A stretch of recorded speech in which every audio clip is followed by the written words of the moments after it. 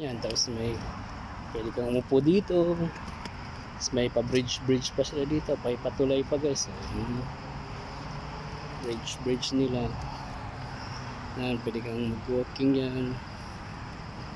So ba, ito yung building. Kabilang building dyan guys. Pupunta na yan dun sa uwian ko. Sa inuuwian ko, papunta doon.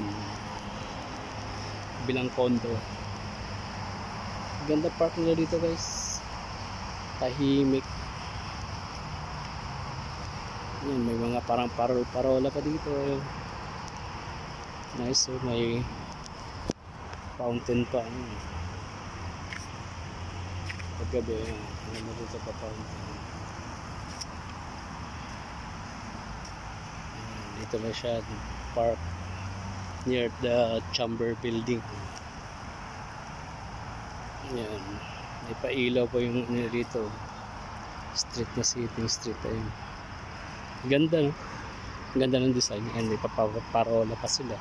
Gusto nyong mag camping ganyan, or mag picnic. Ayan na yung chamber building guys. Ang laki niyan. Yun, no? Chamber building.